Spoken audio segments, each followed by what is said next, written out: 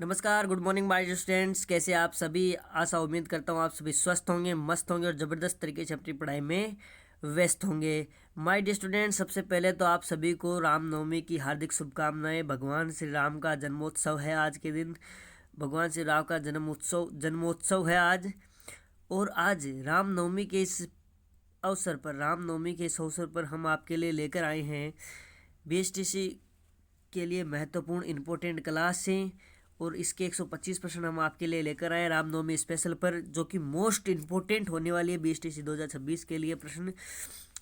तो आज के हमारी क्लास में सबसे पहले आगे बढ़ते हैं। और अगर उससे पहले अगर आपने इस चैनल को सब्सक्राइब नहीं किया है तो सब्सक्राइब जरूर करें और बेल आइकन को दबाएं ताकि आगे आने वाली क्लासों की अपडेट आपको नियमित रूप से मिलती रहे।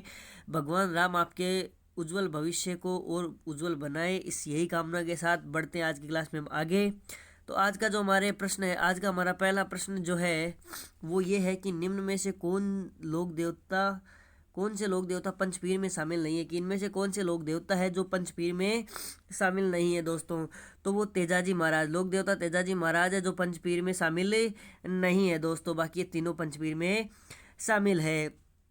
दूसरा प्रश्न है कि बाईं ओर झुकी हुई पाग किस लोक देवता का प्रतीक चिन्ह है। कि बाईं ओर झुकी हुई पाग किस लोक देवता का प्रतीक चिन्ह है दोस्तों? तो बाईं ओर झुकी हुई पाग जो है वो लोक देवता पाबूजी महाराज का प्रतीक चिन्ह है। लोक देवता पाबूजी महाराज का प्रतीक चिन्ह है बाईं ओर झुकी हुई पाग।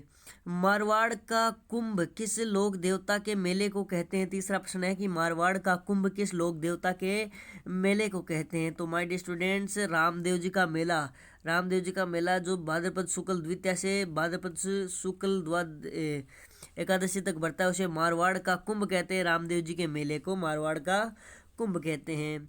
चौथा प्रश्न है कि लोक देवता गोगाजी महाराज को जहार पीर या साक्षात देवता, जहार पीर मतलब साक्षात देवता की उपाधि किसने दी या किसने प्रदान की? साक्षात देवता है जहार पीर की उपाधि। तो लोक देवता गोगाजी महाराज को जहार पीर की उपाधि महमूद गजनवी ने दी। जहार पीर साक्षात देवता की उपाधि लोक देवता गोगाजी महाराज को जहार पीर ने दी, मोहम्मद गजनवी ने दी। पांचवा प्रश्न है कि किरण काबरा किस लोक देवता के घोड़े का नाम है? कि किरण काबरा किस लोक देवता के घोड़े का नाम है? तो किरण काबरा मेहाजी के घोड़े का नाम है। छठवां प्रश्न है कि खरनाल नागौर से किस लोक देवता का संबंध है? कि किस लोक देवता का संबंध खरनाल नागौर से है दोस्तों? किस लोक देवता का संबंध खरनाल नागौर से है दोस्तों? तो सभी जानते हैं कि खरनाल नागौर तेजाजी का जन्म स्थान है। खरनाल नागौर से तेजाजी का संबंध है। सातवां प्रश्न है कि बरसात के देवता के रूप में किस लोक देवता की पूजा की जाती है? कि बरसात के देवता के रूप में किस लोक देवता की पूजा की जाती है? तो वो है मामादेव। बरसात के लोक देवता के रूप में मामादेव की पूजा की जाती है। आठवां प्रश्न है कि निम्न में से राणा सांगा के आराध्य देव कौन से? कि निम्न में से राणा सांगा के आराध्य देव कौन है दोस्तों? तो राणा सांगा के आराध्य देव है देवनारायण जी राणा सांगा के आराध्य देव है दोस्तों। देवनारायण जी राणा सांगा के आराध्य देव है। नौवां प्रश्न है कि किस लोक देवता का संबंध चित्तौड़ के दूसरे शाखे से है? कि किस लोक देवता का संबंध चित्तौड़ के दूसरे शाखे से है? तो वो है कल्लाजी राठौड़। लोक देवता कल्लाजी राठौड़, जिन्हें चार हाथों वाले लोक देवता भी कहते हैं, शेषनाग का अवतार भी कहते हैं, उनका संबंध चित्तौड़ के दूसरे शाखे से है। 10वां प्रश्न है कि निम्न में से कौन से लोक देवता शिक्कर से संबंधित है? कि इनमें से कौन से लोक देवता है जो शिक्कर से संबंधित है? तो शिक्कर के बाटोद पाटोद से शेखावटी राजपूत थे डूंगजी जवार जी, जो शिक्कर से संबंधित लोक देवता है डूंगजी जवार जी। निम्न में से किस लोक देवी का मुख्य मंदिर जम्मू कश्मीर में है? कि इनमें से किस लोक देवी का मुख्य मंदिर जम्मू कश्मीर में है दोस्तों? तो वो है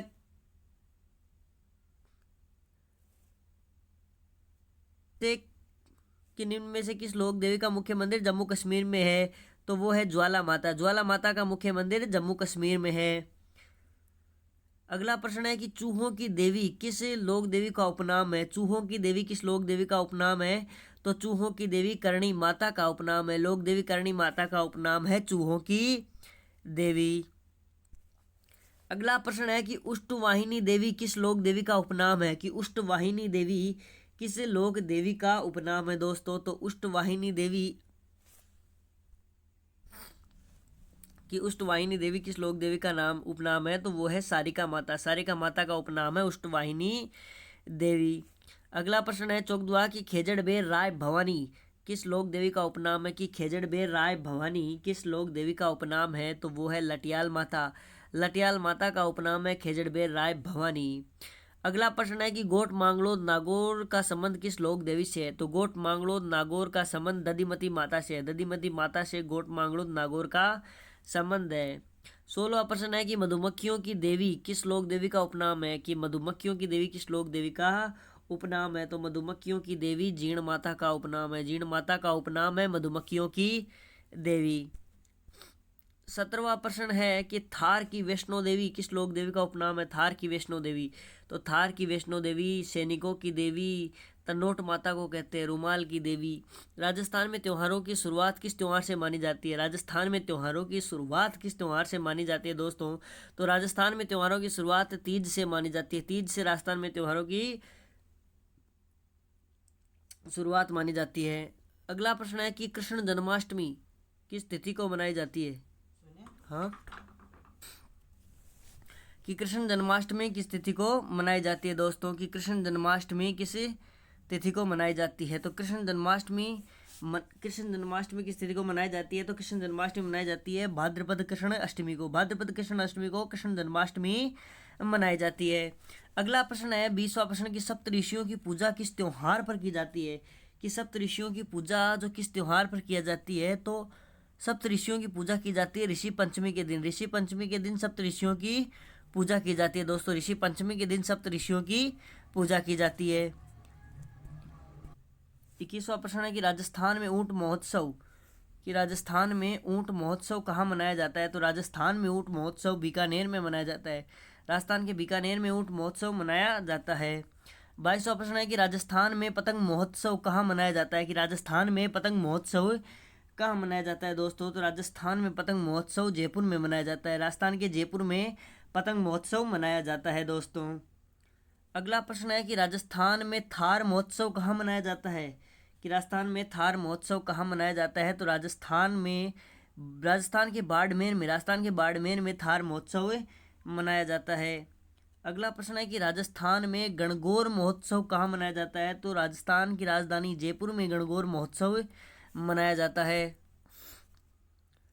अगला प्रश्न है कि सांवरिया शेठ मेला राजस्थान में कहाँ आयोजित किया जाता है, कि सांवरिया शेठ मेला राजस्थान में कहाँ आयोजित किया जाता है, तो सांवरिया शेठ मेला मंडपिया चित्तौड़ में आयोजित किया जाता है। मंडपिया चित्तौड़ में सांवरिया शेठ मेला आयोजित किया जाता है। अगला प्रश्न है कि एक साल में नवरात्रि कितनी बार आती है, तो एक साल में नवरात्रि 4 बार आती है। 2 बार गुप्त नवरात्रि और 2 बार प्रकट नवरात्रि। 4 नवरात्रि एक साल में आते हैं। अगला प्रश्न है कि रोशनी का त्यौहार किस त्यौहार को कहते हैं, कि रोशनी का त्यौहार किस त्यौहार को कहते हैं, तो दीपावली को कहते हैं रोशनी का त्यौहार।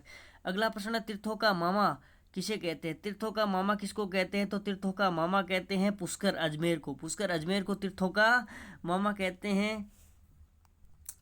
अगला प्रश्न है कि कौन सा शहर तलवार निर्माण के लिए प्रसिद्ध है, कि कौन सा शहर है जो तलवार निर्माण के लिए प्रसिद्ध है, तो वो है सिरोही। सिरोही तलवार निर्माण के लिए प्रसिद्ध है।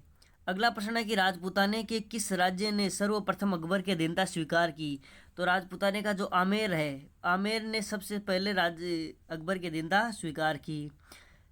अगला प्रश्न है कि किस स्थान पर वागड़ का जलियांवाला बाग कहा गया, कि राजस्थान की किस स्थान को वागड़ का जलियांवाला बाग कहा गया है, तो वो कहा गया है मानगढ़ को। मानगढ़ को जलियांवाला बाग कहा गया है।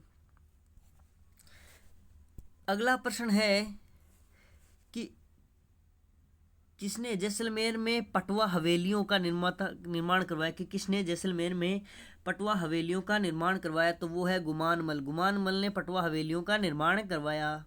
अगला प्रश्न है कि राजस्थान के किस राज्य के शासक को महारावल कहा जाता है, कि राजस्थान के किस राज्य के शासक को महारावल कहा जाता था, तो वो कहा जाता था डूंगरपुर के शासकों को महारावल कहा जाता था। 1857 की क्रांति के समय कोटा राज्य का पॉलिटिकल एजेंट कौन था, तो 1857 की क्रांति के समय कोटा राज्य का पॉलिटिकल एजेंट था major Burton. Major Burton Kota राज्य का पॉलिटिकल एजेंट था 1857 की क्रांति के समय। अगला प्रश्न है कि राजस्थान किस खनिज उत्पादन में प्रथम है।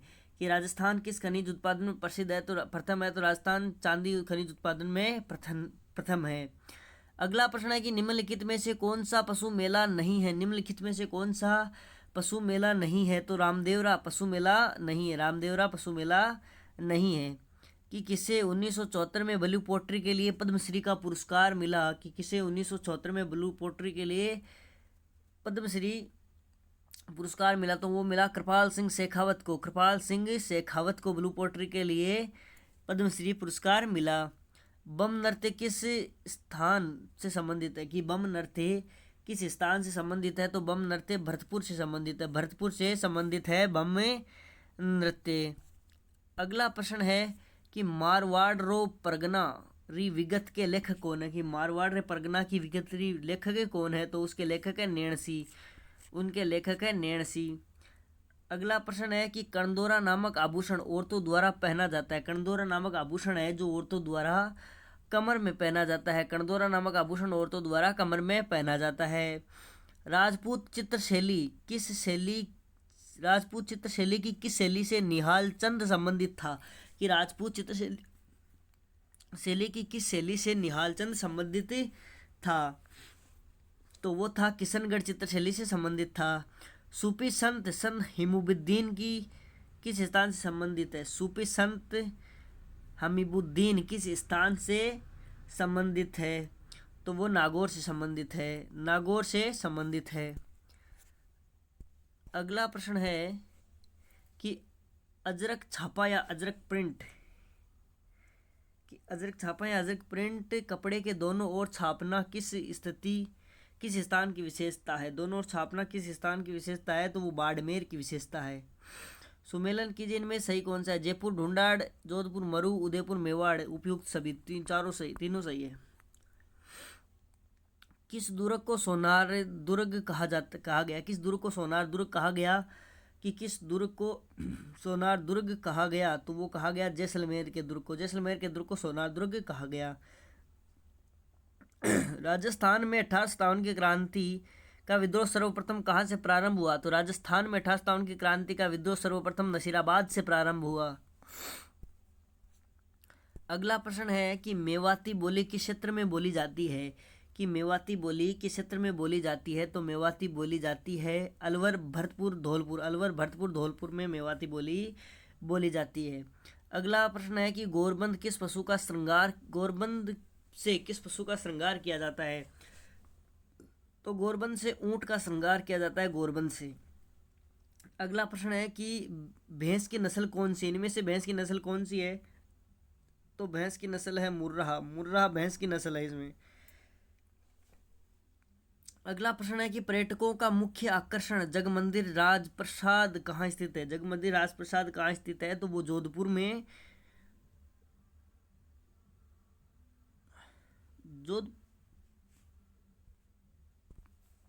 तो वो उदयपुर में स्थित है। जगमंदिर राजप्रसाद उदयपुर में स्थित है। अगला प्रश्न है कि बातारी फुलवारी के लेखक कौन है। कि बातारी फुलवारी के लेखक कौन है, तो उसके लेखक है विजयदान देथा। विजयदान देथा बातारी फुलवारी के लेखक है। कि राजस्थान की प्रथम महिला मांड गायिका कौन थी जिसे पद्मश्री पुरस्कार से सम्मानित किया गया, तो वो थी आला जिलाबाई। आला जिलाबाई को पद्मश्री से सम्मानित किया गया। राजस्थान की प्रथम महिला मांड गायिका थी आला जिलाबाई। प्रसिद्ध बाटला वाटर बाटला राजस्थान के किस शहर से संबंधित है, तो वो राजस्थान के जोधपुर से संबंधित है। अगला प्रश्न है कि लोहागढ़ दुर्ग कहाँ स्थित है, तो लोहागढ़ दुर्ग भरतपुर में स्थित है।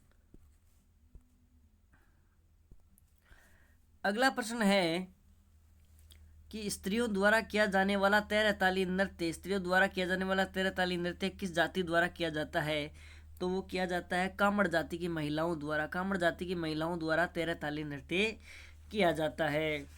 अगला प्रश्न है कि काली उपजाऊ मिट्टी मुख्यतः किस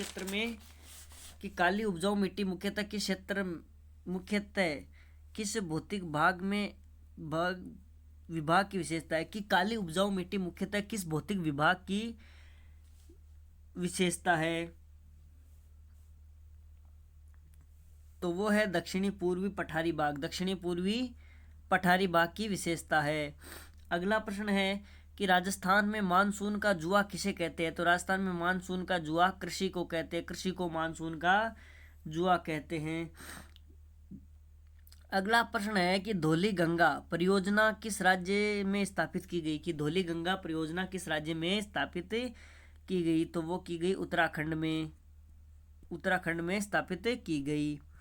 अगला प्रश्न है कि राजस्थान में निम्न में से किस स्थान पर चित्रित शैलश्रियों की खोज की गई? चित्रित शैलश्रियों की खोज की गई तो वो है दर पे शैलश्रियों की खोज की गई।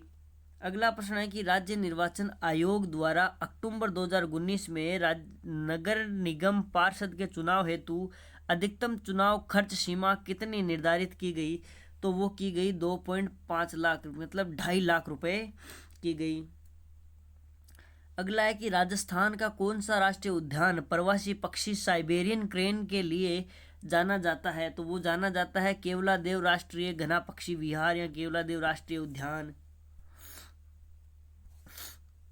अगला प्रश्न है कि छप्पन का मैदान संबंधित है। अगला प्रश्न है कि छप्पन का मैदान संबंधित है तो वो है मध्य माही बेसिन से संबंधित है छप्पन का मैदान।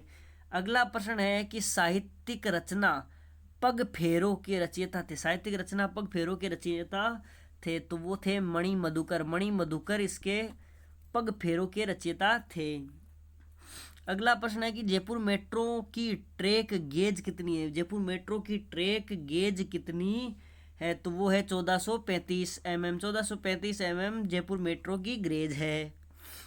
अगला प्रश्न है कि राजस्थान के झुंझुनू की प्रसिद्ध रानी सती माता का वास्तविक नाम क्या है? कि राजस्थान में झुंझुनू की प्रसिद्ध रानी सती माता का वास्तविक नाम क्या है? तो रानी सती माता का वास्तविक नाम है नारायणी देवी। नारायणी देवी वास्तविक नाम है।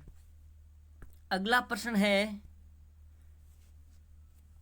कि अष्टछाप कवि मंडली का गठन किसने किया? कि अष्टछाप कवि मंडली का गठन किसने किया? तो अष्टछाप कवि मंडली का गठन किया बिट्ठूलाल ने। विट्ठलनाथ ने किया अष्टछाप कवि मंडली का गठन। अगला प्रश्न है कि राजस्थान में सर्वाधिक दुर्गों वाला जिला कौन सा है? तो राजस्थान में सर्वाधिक दुर्गों वाला जिला है जयपुर। राजस्थान की राजधानी जयपुर में सर्वाधिक दुर्ग है। अगला प्रश्न है कि राजस्थानी स्थापत्य कला का जनक किसे माना जाता है? तो राजस्थानी स्थापत्य कला का जनक माना जाता है राणा कुंभा को। राणा कुंभा को राजस्थानी स्थापत्य कला का जनक माना जाता है। अगला प्रश्न है कि चित्तौड़ दुर्ग का निर्माण किस सन में हुआ? तो चित्तौड़ दुर्ग का निर्माण किस सन में हुआ? तो चित्तौड़ दुर्ग का निर्माण 8वीं सदी में हुआ। 8वीं सदी में चित्तौड़ दुर्ग का निर्माण हुआ। अगला प्रश्न है कि चित्तौड़ दुर्ग का आधुनिक निर्माता कौन है? चित्तौड़ दुर्ग का आधुनिक निर्माता कौन है? तो चित्तौड़ दुर्ग का आधुनिक निर्माता है राणा कुंभा। चित्तौड़ दुर्ग का आधुनिक निर्माता है राणा कुंभा। अगला प्रश्न है कि चित्तौड़ दुर्ग में कितने प्रवेश द्वार है? तो चित्तौड़ दुर्ग में 7 प्रवेश द्वार है। चित्तौड़ दुर्ग में 7 प्रवेश द्वार है। अगला प्रश्न है कि बाघ सिंह का स्मारक चित्तौड़ दुर्ग के कौन से प्रवेश द्वार पर बना हुआ है? बाघ सिंह का स्मारक चित्तौड़ दुर्ग के कौन से प्रवेश द्वार पर बना हुआ है? तो बाघ सिंह का स्मारक। बाघ सिंह वह जिसने चित्तौड़ के दूसरे शाखे में केसरिया का नेतृत्व किया था, उस बाघ सिंह का स्मारक पांडुपोल प्रवेश द्वार पर बना हुआ है। पांडुपोल प्रवेश द्वार पर बना हुआ है बाघ सिंह का स्मारक।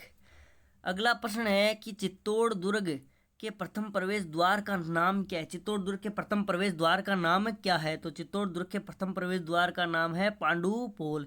पांडुपोल चित्तौड़ दुर्ग के प्रथम प्रवेश द्वार का नाम है। अगला प्रश्न है कि चित्तौड़ दुर्ग कितने शाखों के लिए प्रसिद्ध है? तो चित्तौड़ दुर्ग में अब तक 3 शाखे हुए हैं। तो शाखे वो जाके जिसमें जौहर और केसरिया दोनों हो, वो शाखा होता है। चित्तौड़ दुर्ग में अब तक 3 शाखे हुए हैं। अगला प्रश्न है कि चित्तौड़ दुर्ग का प्रथम शाखा किस सन में हुआ? तो चित्तौड़ दुर्ग का प्रथम शाखा किस सन में हुआ? चित्तौड़ दुर्ग का प्रथम शाखा 1303 ईस्वी में हुआ। इसे राजस्थान का दूसरा शाखा भी कहते हैं और चित्तौड़ का पहला शाखा कहते हैं। अगला प्रश्न है कि राजस्थान का प्रथम शाखा किस सन में हुआ। राजस्थान का प्रथम शाखा किस सन में हुआ। तो राजस्थान का प्रथम शाखा हुआ 1301 ईस्वी में। 1301 ईस्वी में राजस्थान का प्रथम शाखा हुआ।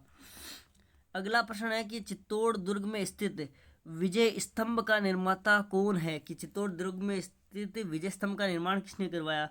तो वो निर्माण करवाया राणा कुंभा ने। मालवा विजय के उपलक्ष्य में राणा कुंभा ने इसका निर्माण करवाया।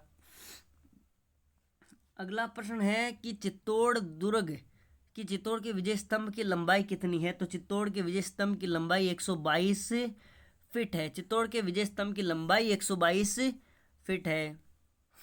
अगला प्रश्न है कि शहीद भील बालिका कालीबाई निम्न में से किस स्थान से संबंधित थी। तो वो रास्तापाल से संबंधित थी। भील बालिका शहीद भील कालीबाई रास्तापाल कांड से संबंधित थी। अगला प्रश्न है कि राजस्थान में वर्ष 2011 की जनगणना के अनुसार 1000 पुरुषों के मुकाबले स्त्रियों की संख्या का लिंगानुपात कितना है। तो वो है 928। 1000 पुरुषों पर 928 स्त्रियां हैं। अगला प्रश्न है कि भोराट का पठार राजस्थान के किन जिलों में फैला हुआ है। कि भोराट का पठार राजस्थान के किन जिलों में फैला हुआ है। तो वो फैला हुआ है उदयपुर और राजसमंद में। राजस्थान के उदयपुर और राजसमंद में भोराट का पठार फैला हुआ है। अगला प्रश्न है कि जनगणना 2011 के अनुसार राजस्थान में निम्नलिखित में से किन जिलों में जोड़ों में सबसे कम साक्षरता है। किन जिलों में जोड़ों में सबसे कम साक्षरता है। तो वो है जालोर और सिरोही। जालोर और सिरोही के जोड़ों में सबसे कम साक्षरता है। अगला प्रश्न है कि गग्गर नदी के किनारे बसा हुआ नगर कौन सा है। गग्गर नदी के किनारे बसा हुआ नगर कौन सा है। तो वो है हनुमानगढ़। हनुमानगढ़ नगर गग्गर नदी के किनारे बसा हुआ नगर है। अगला प्रश्न है कि 2011 की जनगणना के अनुसार राजस्थान के किस जिले की सर्वाधिक साक्षरता दर है। तो वो है कोटा। कोटा जिले की सर्वाधिक साक्षरता दर है। अगला प्रश्न है कि मांगणियार एवं लंगा लोक कलाकारों को प्रसिद्ध करने का श्रेय किसे दिया जाता है। कि मांगणियार या लंगा लोक कलाकारों को प्रसिद्ध करने का श्रेय किसे दिया जाता है। तो वो श्रेय दिया जाता है कोमल कोठारी को। श्रेय दिया जाता है कोमल कोठारी को। अगला है कि राजस्थान में निम्न में से कौन सी फसल मावठ के लिए लाभान्वित नहीं है। राजस्थान की कौन सी फसल मावठ के लिए लाभान्वित नहीं है। तो वो है कपास। कपास की फसल मावठ के लिए लाभान्वित नहीं है। अगला प्रश्न है कि जल्ला गीत स्त्रियों द्वारा कब गाया जाता है। तो जल्ला गीत स्त्रियों द्वारा वर की बारात का डेरा देखने जाते समय गाया जाता है जल्ला गीत। C option. अगला प्रश्न है, ये यहाँ पर मृदा नहीं है, ये एरर है, यहाँ पर मरु है, मरु। अगला है कि मरु विकास कार्यक्रम की शुरुआत कब हुई। मरु विकास कार्यक्रम की शुरुआत कब हुई। तो मरु विकास कार्यक्रम की शुरुआत हुई 1977 1978 1977 78 में। कि निम्न में से कौन सा राजस्थान का जल दुर्ग है। कि निम्न में से कौन सा राजस्थान का जल दुर्ग है। तो वो है गागरोन झालावाड़। गागरोन झालावाड़ राजस्थान का जल दुर्ग है, गागरोन झालावाड़। अगला है कि सिवाना किले का निर्माण किसने करवाया। कि सिवाना किले का निर्माण किसने करवाया। तो सिवाना किले का निर्माण करवाया वीर नारायण ने। वीर नारायण ने सिवाना किले का निर्माण करवाया। अगला प्रश्न है कि राजस्थान की कौन सी चित्रशैली चौपासनी शैली से मिलती जुलती है। तो वो है मेवाड़ शैली। मेवाड़ शैली चौपासनी शैली से मिलती जुलती शैली है। अगला प्रश्न है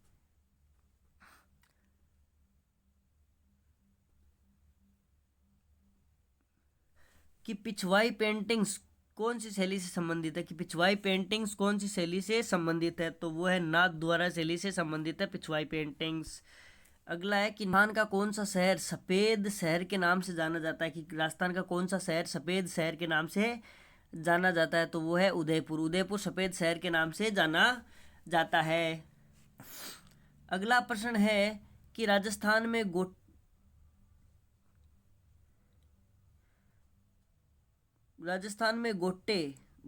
गोटा, गोटा यहाँ पर गोटा का भंडार मुख्यतः कहाँ पाया जाता है, तो वो पाया जाता है टोंक में। टोंक में पाया जाता है गोटे का मुख्य भंडार। अगला प्रश्न है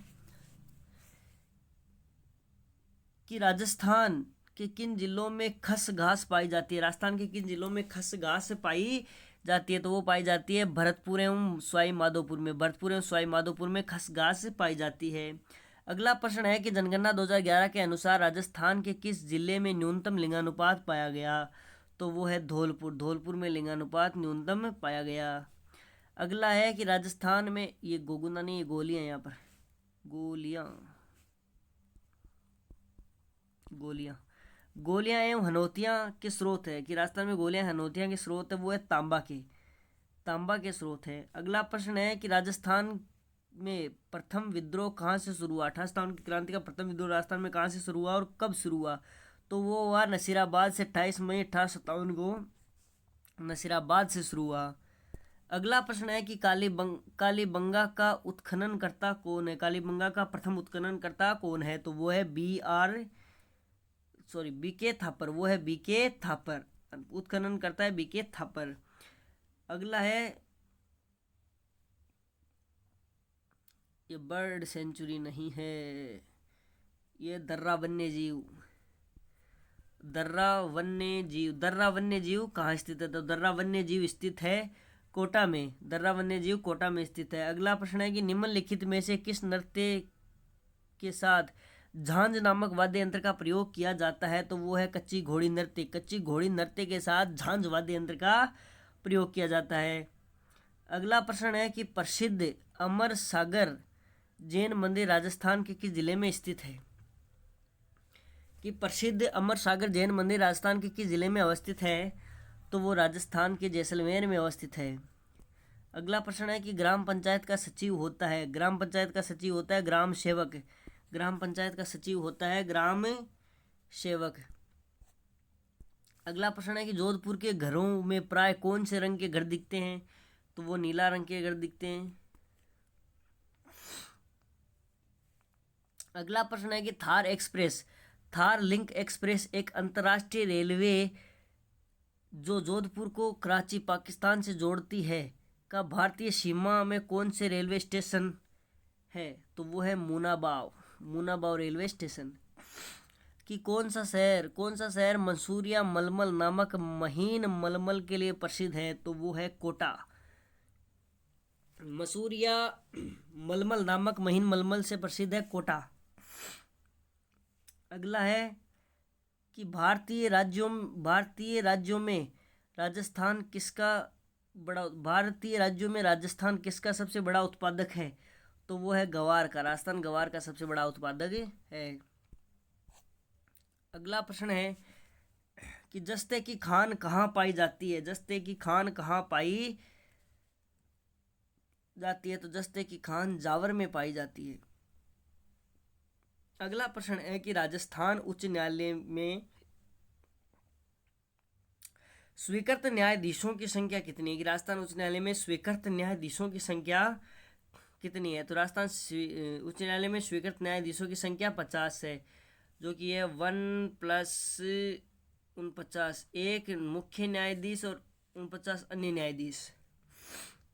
अगला है कि अलवर जिले में कौन सा राष्ट्रीय उद्यान है। अलवर जिले में कौन सा राष्ट्रीय उद्यान है, तो अलवर जिले में है सरिस्का अभ्यारण्य है अलवर जिले में। अगला है कि मेहरानगढ़ किले का संस्थापक कौन है।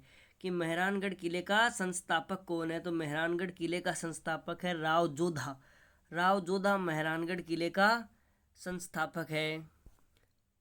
अगला प्रश्न है कि 2018 में स्वच्छ सर्वेक्षण से 2 रेलवे स्टेशनों को भारत के स्वच्छतम रेलवे स्टेशनों A1 और A श्रेणी में सर्वोच्च स्थान प्राप्त हुआ। वो कौन कौन से है, तो वो है जोधपुर और मारवाड़। अगला है कि कौन सा राष्ट्रीय राजमार्ग राजस्थान में सबसे लंबी दूरी तय करता है। कौन सा राष्ट्रीय राजमार्ग है जो राजस्थान में सबसे लंबी दूरी तय करता है, तो वो है NH 62 राष्ट्रीय राजमार्ग राजस्थान में सबसे लंबी दूरी तय करता है। अगला प्रश्न है कि कौन सा राष्ट्रीय राजमार्ग जयपुर को नई दिल्ली से जोड़ता है, कि कौन सा राष्ट्रीय राजमार्ग जयपुर को नई दिल्ली से जोड़ता है, तो वो है NH48। NH48 दिल्ली को जयपुर को नई दिल्ली से जोड़ता है। अगला प्रश्न है कि कौन सा राष्ट्रीय और ये तो रिपीट हो गया NH62, और कौन सा राष्ट्रीय राजमार्ग नई दिल्ली, और ये भी रिपीट हो गया NH48, दोनों रिपीट प्रश्न है। अगला प्रश्न है कि सीता माता वन्यजीव अभ्यारण्य में पर्यटकों की एक रुचि स्थान लाखिया भाटा, उसके आकर्षण का क्या कारण है, कि सीता माता वन्यजीव अभ्यारण्य में पर्यटकों के लिए एक रुचि स्थान लाखिया भाटा, उसके आकर्षण का क्या कारण है, तो उसके आकर्षण का कारण है वो प्रागैतिहासिक पत्थरों पर नक्काशी। तो माय डियर स्टूडेंट्स, कैसी लगी आपको ये क्लास? आशा उम्मीद करता हूँ क्लास पसंद आई होगी। तो इस